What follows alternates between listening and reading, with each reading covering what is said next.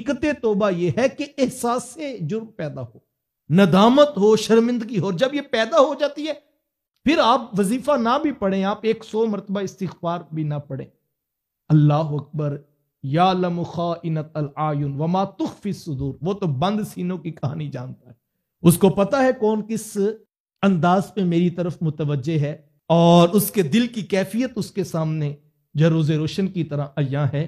تو اصل یہ چیز ہے کہ احساس ندامت ہو جائے، اور یہ بہت بڑی چیز ہے. اللہ کے رسول صلی اللہ علیہ وآلہ وسلم تشریف فرماتے، صحابہ بیٹھے تھے، ایک حبشی نوجوان آیا اور اس نے حضور علیہ السلام کی بارگاہ اقدس میں حاضری کا جب شرف پایا تو حضور سے عرض کرتا ہے کہ حضور میرے سے ایک غلطی ہو گئی ہے اور میں حاضر خدمت ہوں، کیا میرا رب مجھے معاف کر دے گا؟ تو حضور میں ہاں، تم اس سے توبہ کرو، اس سے رجوع کرو، وہ تمہاری غلطی کو معاف کر دے گا.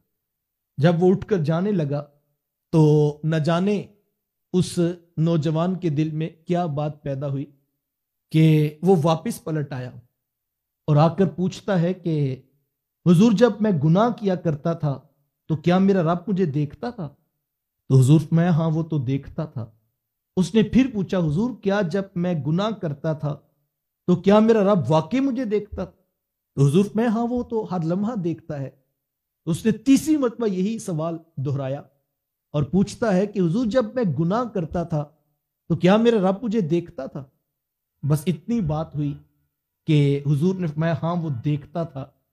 تو صحابہ فرماتے وہ نوجوان اٹھ کے جانے لگا تھا کہ اس نے زوردار چیخ ماری اور غش کھا کے نیچے گرا.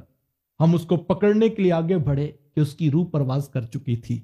اتنی شرمندگی، اتنا احساس جرم اندر اترا کہ اس کی ہمت ہی نہیں ہوئی کہ میں اٹھ سکوں. کوئی نہ دیکھ رہا ہو پھر بھی احساس پیدا ہو جائے بڑی بات ہے، لیکن جب وہ دیکھ رہی ہے ذات اور لمحہ لمحہ انسان اس کی نگاہ میں ہے، زمین کی 7ویں کوٹھڑی میں بھی جا کر وہ گناہ کرے گا تو اس کی نگاہوں سے پوشیدہ نہیں ہو سکتا.